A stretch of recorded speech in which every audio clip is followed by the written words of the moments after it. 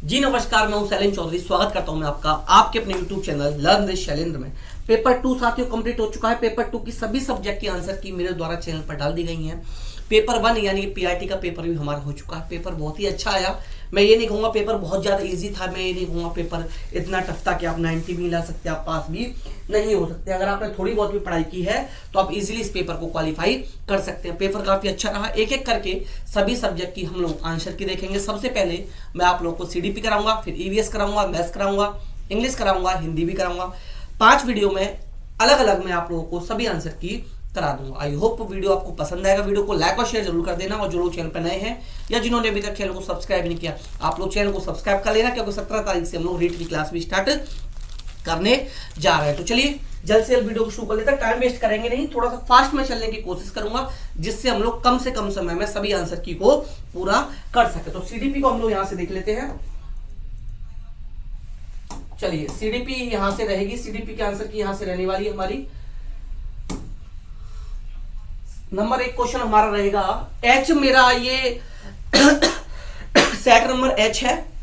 अगर आपका सेट कोई और हो तो आंसर मैं बोलूंगा, ऑप्शन ऊपर नीचे हो सकते हैं, आप वहां से मैच करते चलिएगा। एच मेरा सेट रहेगा। क्वेश्चन ऊपर नीचे होंगे, आप लोग आंसर को मैच करते चलिए। क्वेश्चन नंबर 1, महारत उन्मुख शिक्षार्थी आमतौर पर सफलता का श्रेय डैश को देते हैं और असफलता को डैश।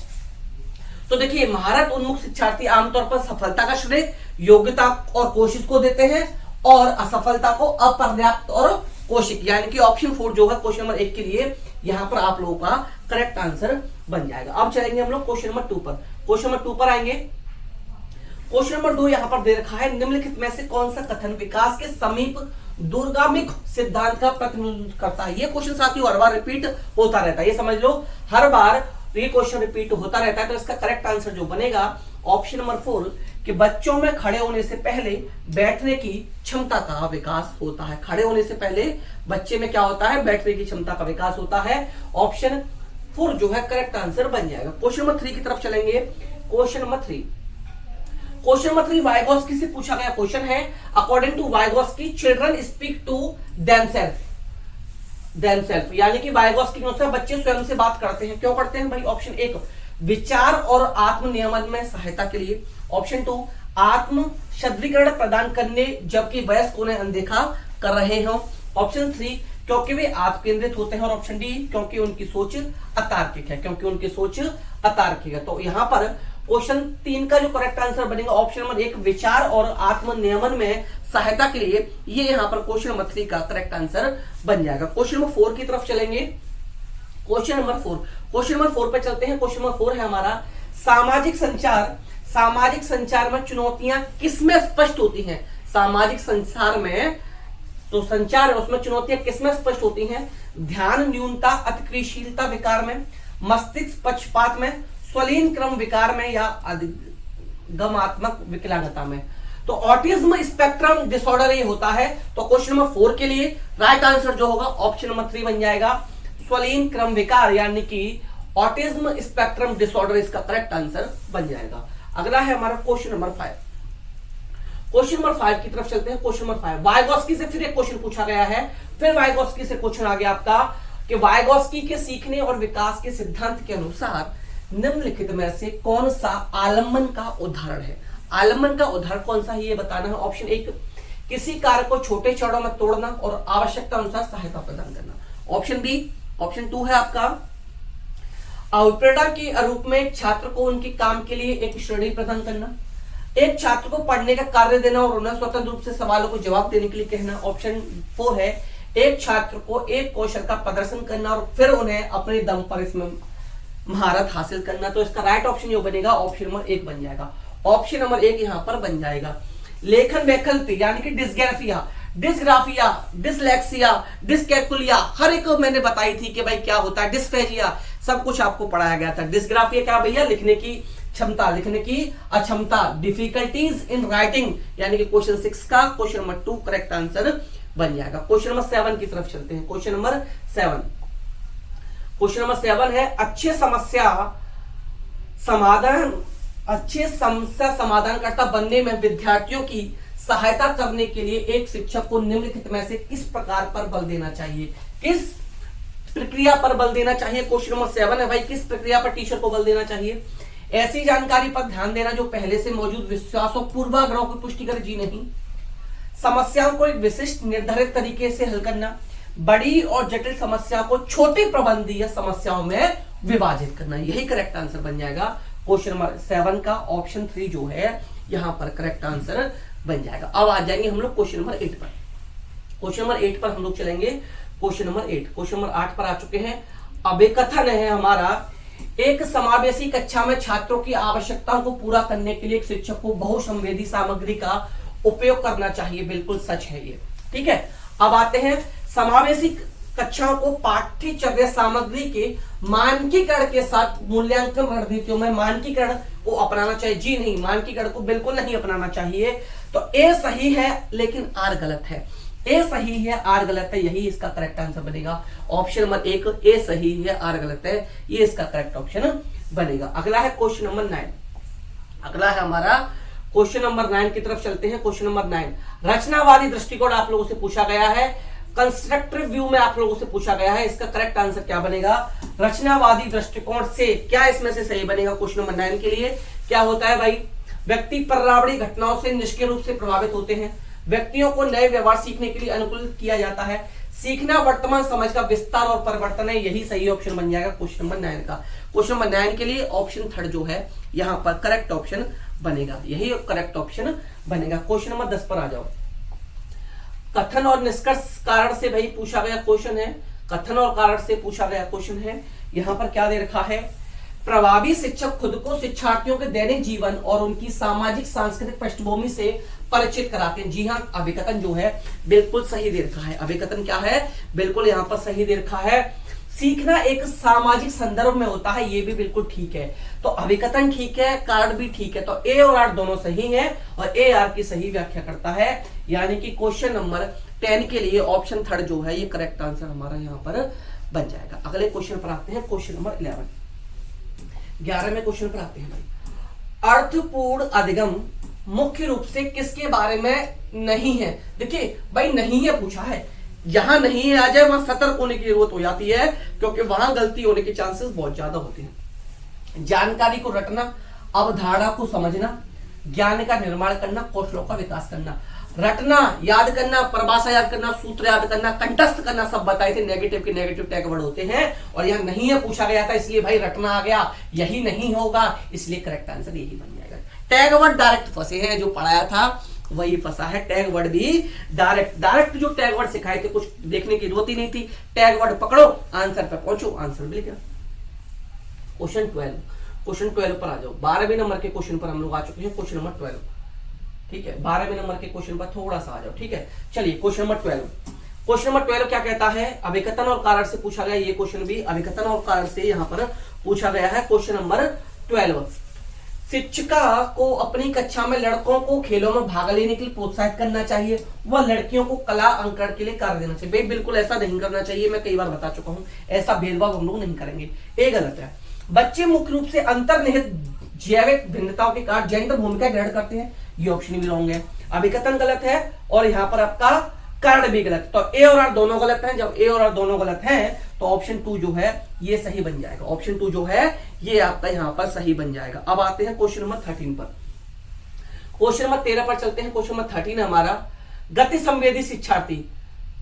गति संवेदी शिक्षार्थी क्या होता है? डैश के माध्यम से सीखना पसंद करते हैं। गति संवेदी विद्यार्थी किसके माध्यम से सीखना पसंद करते हैं भाई? देखने से, छूने से, करने और चलने फिरने से, या सुनने से। किससे करना पसंद करते हैं भाई? गति संवेदी शिक्षार्थी डैश के माध्यम से सीखना पसंद करते हैं। तो doing and moving option 3 correct answer हो जाएगा। नेक्स्ट है आपका क्वेश्चन नंबर 14। हार्वर्ड गार्डनर से क्वेश्चन पूछा गया है। हार्वर्ड गार्डनर से 2 क्वेश्चन यहां पर पूछे गए हैं। 2 क्वेश्चन हार्वर्ड गार्डनर से पूछे गए हैं।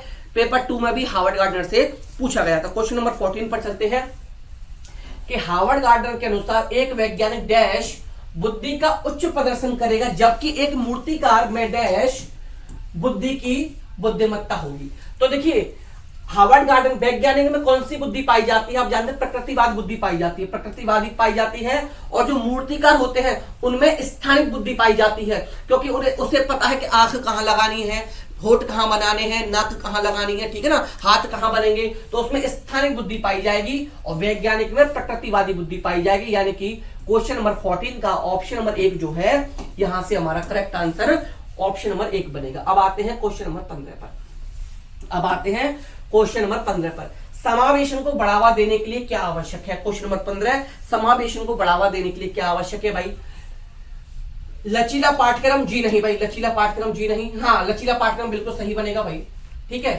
सहयोगात्मक अधिगम बिल्कुल बनेगा। पृथक्करण और नामीकरण ये नहीं बनेगा, ये गलत हो जाएगा। गम में मारते हैं ये भी सही होगा। तो यहां पर 1 2 4 यानी कि ऑप्शन 4 सही है, यानी कि ऑप्शन 4 हमारा यहां पर सही हो जाएगा। क्वेश्चन नंबर 15 के लिए ऑप्शन 4 सही हो जाएगा। अगले क्वेश्चन पर आते हैं, क्वेश्चन नंबर 16। 16वें नंबर के क्वेश्चन पर हम लोग वाचे हैं। क्वेश्चन नंबर 16 है, बच्चे जब डैश अनुभव करते हैं तो बेहतर रूप से सीखते हैं। क्या? गतिविधि के दौरान निम्न स्तर की सतर्कता, सीखने के लिए मध्यम स्तर का उत्साह, प्रदर्शन के लिए उच्च स्तर पर चिंता, या अधिगम व्यवस्था। तो यहां पर जो करेक्ट आंसर होना चाहिए ऑप्शन नंबर 2 जो है, moderate level of excitement to learn, सीखने के लिए मध्यम स्तर का उत्साह। तो यहां पर एक्साइटमेंट देखा, moderate level of excitement to learn, तो यानी कि ऑप्शन 2 जो है क्वेश्चन नंबर 16 के लिए यहां पर करेक्ट आंसर बन जाएगा। अगला क्वेश्चन है नंबर 17। क्वेश्चन नंबर 17 पर आते हैं। क्वेश्चन नंबर 17 है, क्वेश्चन नंबर 17 पर आ जाओ भाई। क्वेश्चन नंबर 17, 5 से 6 वर्ष से कम उम्र के बच्चों को ठीक से और रेखाओं के भीतर लिखने के लिए दबाव नहीं डाला जाना चाहिए। ठीक है भाई, बिल्कुल नहीं डाला जाना चाहिए। क्वेश्चन नंबर 17 पर आ जाते हैं, ठीक है। बच्चे 5-6 साल के बाद गतिक कौशल को बेहतर नियंत्रण प्राप्त करते हैं। तो भाई ये भी बिल्कुल ठीक है। ए भी सही है, आर भी सही है। ए सही, आर गलत, दोनों गलत। ए और आर दोनों सही हैं और ए आर की सही व्याख्या करता है। यानी कि 17 में का थर्ड ऑप्शन जो है क्वेश्चन 17 के लिए ऑप्शन 3 जो है हमारा करेक्ट आंसर बन जाएगा। अब आते हैं क्वेश्चन नंबर 18 पर। क्वेश्चन नंबर 18 पर आ जाते हैं। क्वेश्चन नंबर 18 पर आते हैं। बच्चे अक्सर अपने आसपास की घटनाओं की अपनी व्याख्या लेकर आते हैं। बारिश क्यों होती है? यह पूछे जाने पर सिया कहती है, भगवान अपने कंधों पर पानी की बाल्टियां ढोकर थक चुके थे। ऐसी व्याख्याएं क्या करती हैं भाई? ऑप्शन ए, चित्रित करती है कि बच्चों को एक आत्मकेंद्रित दृष्टिकोण है और वे दूसरे के दृष्टिकोण पर विचार नहीं कर सकते। ऑप्शन बी है, स्पष्ट करती है कि बच्चे तर्क करने में सक्षम नहीं है। भाई ऐसा तो बच्चे से हम बोल ही नहीं सकते, ऐसा बच्चे को हम नहीं बोल सकते। ऑप्शन 3, साबित करती है कि बच्चों को सोच वयस्क की तुलना में मात्रात्मक रूप से बहुत कम है। ऑप्शन डी, संकेत करती है कि बच्चों में अपने सांस्कृतिक परिवेश के अनुकूल सहज समझ होती है जिससे वे घटनाओं को समझने की कोशिश करते हैं। तो भाई यही बेस्ट ऑप्शन है यहाँ पर क्वेश्चन 18 में का। ऑप्शन नंबर 4 जो है यहाँ पर करेक्ट आंसर बनेगा क्वेश्चन नंबर 18 के लिए, ऑप्शन नंबर 4। अब आते हैं क्वेश्चन नंबर 19 पर। क्वेश्चन नंबर 19 पर आते हैं। पियाजे ने संज्ञानात्मक विकास का किस प्रकार वर्णन किया है? एक सतत निरंतरता के रूप में, 4 अतिव्यापी संस्कृति विशिष्ट चरणों में, 4 गुणात्मक रूप से भिन्न चरणों में और 3 प्रगतिशील स्तर में। तो 4 क्वालिटेटिव डिफरेंट स्टेजेस इन्होंने बताई है, 4 क्वालिटेटिव डिफरेंट स्टेजेस इन्होंने दी है। तो 4 गुणात्मक रूप से भिन्न चरण में, यानी कि ऑप्शन 3 जो है क्वेश्चन नंबर 19 के लिए हमारा यहां पर करेक्ट आंसर बन जाएगा। अब आ जाएंगे हम लोग क्वेश्चन नंबर 20 पर। किस पर आएंगे हम लोग? क्वेश्चन नंबर 20 पर आएंगे भाई। क्वेश्चन नंबर 20 पर हम लोग अब यहां पर आ जाएंगे। क्वेश्चन नंबर 20, क्वेश्चन नंबर 20 की तरफ चलते हैं। क्वेश्चन नंबर 20 हमारा है, विद्यालय में खेलने के समय ऋषभ एक 7 वर्षीय लड़के ने खेलने के लिए गुड़िया उठाई। उसके कुछ साथियों ने उसकी इस पसंद के खिलौनों को लिए उसका मजाक उड़ाया। एक शिक्षक जो अपने विद्यार्थियों में लैंगिक भूमिका के संदर्भ में लचीलापन विकसित करना चाहता है को इस स्थिति में निम्नलिखित में से कौन सी प्रतिक्रिया देनी चाहिए? कौन सी प्रतिक्रिया टीचर को यहां पर देनी चाहिए? ऑप्शन ए, ऋषभ से बात करनी चाहिए कि गुड़िया लड़कियों के लिए उपयुक्त है और लड़कों को गुड़िया के साथ नहीं खेलना चाहिए। भाई ये तो हम टीचर बिल्कुल भी नहीं कर सकता, ठीक है, टीचर ये बिल्कुल नहीं करेगा। अब आते हैं ऑप्शन 2 पर। ऋषभ से कहना चाहिए कि वह किसी और खिलौने के साथ खेले क्योंकि उसके दोस्तों को यह मंजूर नहीं है कि वो गुड़िया के साथ खेले। ऑप्शन 3, ऋषभ को गुड़ियाओं के साथ खेलने देना चाहिए। ऋषभ को गुड़ियाओं के साथ खेलने देना चाहिए और दूसरे बच्चों से कहना चाहिए कि वे भी अपनी पसंद का कोई खिलौना चुन सकते हैं। तो क्वेश्चन नंबर क्वेश्चन नंबर यहां पर 20 के लिए ऑप्शन थर्ड जो है ये करेक्ट आंसर बन जाएगा। क्वेश्चन नंबर 20 के लिए ऑप्शन थर्ड जो है ये आपका यहां पर करेक्ट आंसर बन जाएगा। अब आते हैं क्वेश्चन नंबर 21 पर। क्वेश्चन नंबर 21 पर आते हैं भाई। विकास के संदर्भ में एक समय सीमा जिसमें एक व्यक्ति विशिष्ट उत्प्रेरणाओं के प्रति परिवर्धित संवेदनशीलता रखता है, जिससे कि वह कुशल तरीके से कार्य करने के लिए विशेष कौशल विकसित कर सके, वह विकास की डैश कहलाई जाती है। वह विकास की क्या कहलाई जाती है, आपको यह बताना है कि वह विकास की क्या कहलाई जाती है। प्रोत्साहन अवधि, उत्प्रेरक अवधि, चुनौतीपूर्ण अवधि, कुटलेखन एनकोडिंग अवधि। तो ये जो कहलाई जाती है, ये कहलाई जाती है ऑप्शन नंबर 2 उत्प्रेरक अवधि। इसका करेक्ट आंसर बनेगा यहां पर क्वेश्चन नंबर 21 के लिए। अब आते हैं हम लोग क्वेश्चन नंबर 22 पर। क्वेश्चन नंबर 22 पर आते हैं। शिक्षकों को ध्यान न्यूनता, अतिक्रियाशीलता विकार से जूझ रहे छात्रों की आवश्यकता का ध्यान रखते समय डैश से बचना चाहिए, से डैश बचना चाहिए। क्वेश्चन नंबर 22 की तरफ चलते हैं। किससे बचना चाहिए? विकर्षण और शोर करने से, पाठ्यक्रम सामग्री और निर्देशों में लचीलेपन से, कार्य को छोटे आसानी से प्रबंधनीय भागों में तोड़ने से, बहुसंवेदी सामग्री का उपयोग करने से। तो देखिए ये तीनों के तीनों पॉजिटिव है, ये नेगेटिव है, तो इससे ही बचना चाहिए। तो विकर्षण और शोर करने से, ये इसका करेक्ट आंसर बन जाएगा ऑप्शन नंबर 1। अगला क्वेश्चन है हमारा क्वेश्चन नंबर 23। क्वेश्चन नंबर 23 पर हम लोग आ चुके हैं। क्वेश्चन नंबर 23 पर आ चुके हैं। क्वेश्चन नंबर 23 पर हम लोग आ चुके हैं। क्वेश्चन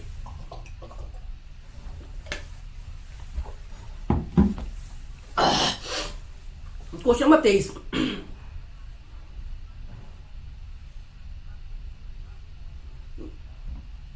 चलिए भाई, लॉरेंस कॉलबर्ग ने तर्क दिया है। कॉलबर्ग ने क्या तर्क दिया है भाई? कॉलबर्ग ने क्या तर्क दिया है? बच्चों में नैतिक विकास निरंतर रूप से होता है। बच्चों में नैतिक तर्क में सांस्कृतिक अंतर होते हैं। नैतिक विकास क्रमिक चरणों में होता है। बच्चों में नैतिक तर्क लिंग भेद होते हैं। बच्चों में नैतिक तर्क लिंग भेद होते हैं। क्वेश्चन नंबर 23 के लिए कौन सा ऑप्शन आपके अकॉर्डिंग बेस्ट है? मैं जाना चाहूंगा ऑप्शन नंबर 3 के साथ कि नैतिक विकास क्रमिक चरणों में होता है। क्वेश्चन नंबर 23 के लिए ऑप्शन नंबर 3 यहां पर करेक्ट आंसर आप लोगों का बन जाएगा। अब आएंगे हम क्वेश्चन नंबर 24 पर।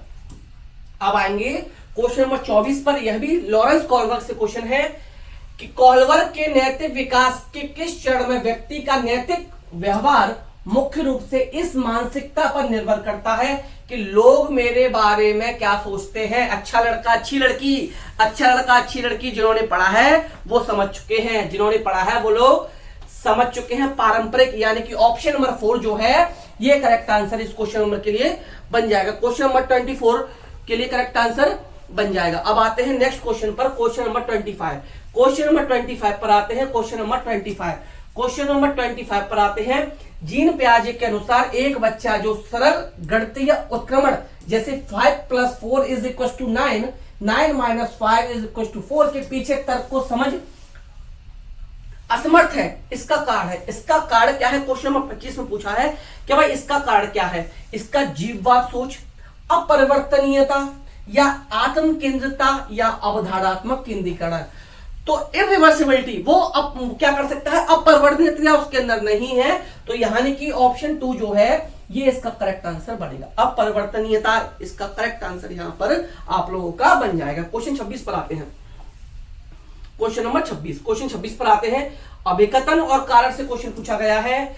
शिक्षकों से छात्रों से दूरी बनाकर रखनी चाहिए और अधिगम की प्राथमिकता जिम्मेदारी होने पर डालनी चाहिए। भाई मेरे अकॉर्डिंग ये तो गलत है। शिक्षक दूरी बना के क्यों रखेगा?